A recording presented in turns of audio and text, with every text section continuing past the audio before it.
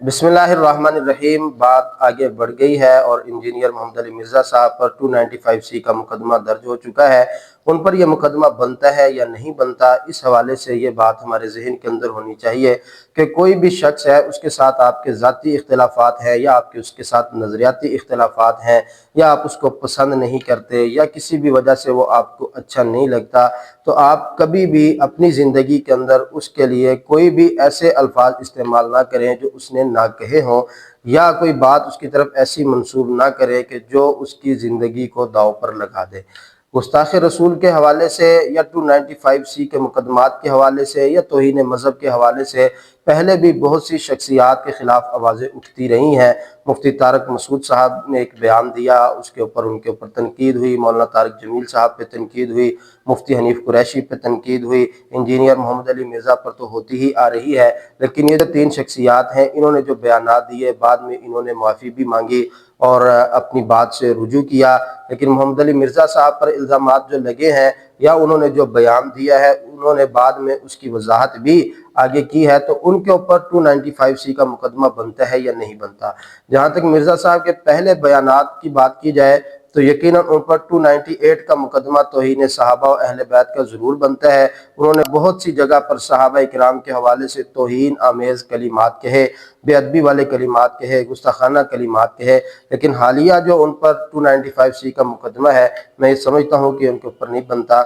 जितने भी यूट्यूबर हैं और जिन लोगों ने भी वीडियोज़ रिकॉर्ड करवाई हैं, उन तमाम लोगों ने यही बात कही। जब मिर्ज़ा साहब की बात को उन्होंने नकल किया तो आगे वो दलील देते हैं कि नकल कुफ्र कुफ्र न बाशिद। तो मिर्ज़ा ने जो जुमला कहा, हम जो उसको नकल कर रहे हैं, ये नकल करना कुफ्र नहीं है। तो जिस तरह आपका नकल करना कुफ्र नहीं है, इस तरह हो सकता है कि उनका नकल करना भी कुफ्र ना हो। कायदा आपके लिए और हो, उनके लिए कायदा और हो। अलबत्ता वो अपनी बदजुबानी की वजह से, अखलाकी गिरावट की वजह से, अपनी चरब लसानी की वजह से मिर्ज़ा साहब जो है इस मुकदमे के अंदर वो फंसे हैं। तो ये इंतहाई नाजुक मसला है। 295C जो है वो पाकिस्तान पैनल कोड का एक मुकदमा है, जिसके तहत कोई भी शख्स जो नबी अकरम सल्लल्लाहु अलैहि वसल्लम की इशारतन किनायतन तौहीन करता है या वो तौहीन आमेज़ अल्फाज इस्तेमाल करता है या वो बेअदबी करता है, वो गुस्ताखी के ज़ुमरे में आते हैं और इसकी सज़ा उम्र कैद है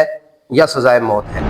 तो मिर्ज़ा साहब अपने उस बयान के अंदर जो रिकॉर्ड करवा रहे हैं पॉडकास्ट के अंदर, वो बता रहे हैं ईसाइयों के अकीदे को। तो अब उसको वो बयान कर रहे हैं, लेकिन उसको ठीक तरीके से वो बयान नहीं कर सके। वजह क्या है कि वो अपने हर बयान में मजहबी तबके को तनकीद का निशाना बनाते हैं। तो इस कदर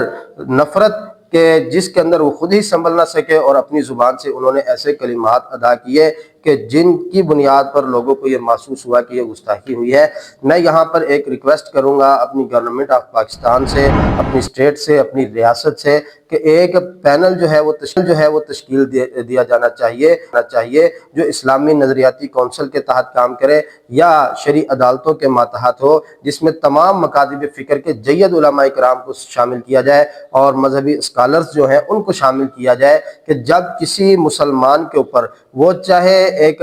फेमस शख्सियात के अंदर से हो या गैर मामूली शख्सियत हो, जब उसके ऊपर तौहीन रिसालत का मुकदमा कोई दर्ज हो या 295C लगे, तो बाकायदा से एक तहकीकाती कमेटी बैठे और वो देखें कि इसके जो कलिमात हैं वो तौहीन के ज़ुमरे में आते हैं या नहीं आते, और एक रिसर्च की जाए कि इसके ऊपर जिसने मुकदमा दर्ज करवाया है वो कोई ज़ाती वजूहात की बुनियाद पर तो नहीं है, ताकि किसी भी इंसान के हवाले से, किसी भी मुसलमान के हवाले से जब ऐसी बात सामने आए तो तमाम मकातिब फ़िक्र के उलमा मिल बैठे और एक पैनल जो है वो बाकायदा तौर पर इस बात की वजाहत जारी करे कि यह शख्स गुस्ताखी के ज़िम्मे में आता है या नहीं आता। तो हर एक अपनी बुनियाद पर ही गुस्ताख कहे या अपने ही व्लॉग बनाकर अपनी राय का इजहार करे, उससे ये कई गुना बेहतर है और इससे माशरे के अंदर अमन व अमान जो है वो कायम हो सकता है। अलबत्ता फिर मैं आखिर में यही कहूँगा कि मिर्ज़ा साहब को अपनी ज़ुबान दुरुस्त करनी चाहिए, अल्फाज का चुनाव उनको ठीक करना चाहिए, और इससे पहले जो उन्होंने सहाबा इकराम के हवाले से तौहीन आमेज़ कलिमात कहे हैं उसमें यकीनन वो 290A के ज़ुमरे के अंदर आते हैं। अलबत्ता ये जो मुकदमा है इसमें जो उनके ऊपर ये 295C की जो FIR कटी है, ये मेरे ख्याल के मुताबिक ये दुरुस्त नहीं है। हमेशा मुक़द्दस शख्सियात हो के लिए, अंबिया किराम हो या औलिया किराम हो, हमें मुनासिब अल्फाज इस्तेमाल करने चाहिए چاہے ہم کسی کے ساتھ نظریاتی اختلاف رکھتے ہیں، کسی مکتب فکر کے عالم کو ہم چاہے پسند نہیں کرتے، لیکن اس کے حوالے سے ہماری زبان جو ہے، ہمارا لہجہ وہ انتہائی نرم ہونا چاہیے، اور اس میں پیار محبت کے کلمات ہمارے زبان سے، ہمارے حروف جو ہم ادا کر رہے ہیں ان سے ملنے چاہیے اور ان سے نظر آنا چاہیے، نہ کہ نفرت کے کبھی ہم اس طرح کے الفاظ استعمال کرتے ہیں کہ اس سے دوسروں کے جو جذبات ہیں وہ مجروح ہوتے ہیں، اور یہی رد عمل ہے۔ تو جو شخصیات، معروف شخصیات جو اس مسئلے کے اوپر بیانات ریکارڈ کروا رہی ہیں، ان کے لیے بھی میرا یہی پیغام ہے کہ آپ حقیقت کی طرف آئیں، حقائق کی طرف آئیں اور حقیقت کو واضح کریں، اور اس چیز کو سپورٹ کریں کہ ایک پینل جو ہے وہ تشکیل دیا جانا چاہیے، کیونکہ جن شخصیات کے میں نے پہلے نام لیے وہ خود اس چیز کے اندر آ چکے ہیں، اس کا شکار ہو چکے ہیں، تو پھر یہ بات آگے سے آگے بڑھتی ہوئی جائے گی۔ البتہ مرزا صاحب کو جس نے بھی لانچ کیا ہے، مرزا صاحب نے جو نظریات دیے ہیں اور معاشرے کے اندر ان کے نظریات کی وجہ سے جو بگاڑ آیا ہے وہ کوئی ڈھکا چھپا نہیں ہے۔ میری اس ویڈیو سے کوئی یہ نہ سمجھے کہ میں کوئی مرزا صاحب کا حامی ہوں، میں ان سے شدید نظریاتی اختلافات رکھتا ہوں، اور جو ان کے نظریات صحابہ کرام کے حوالے سے ہیں میں کسی بھی طریقے سے ان کو تسلیم نہیں کرتا، اور میں مرزا صاحب کو صحابہ کرام کے حوالے سے جو انہوں نے زبان استعمال کی ہے 298A کا مرتکب مجرم سمجھتا ہوں۔ البتہ اس مقدمے کی وضاحت جو حقائق میرے سامنے آئے ہیں وہ میں نے آپ کے سامنے بیان کر دی ہیں۔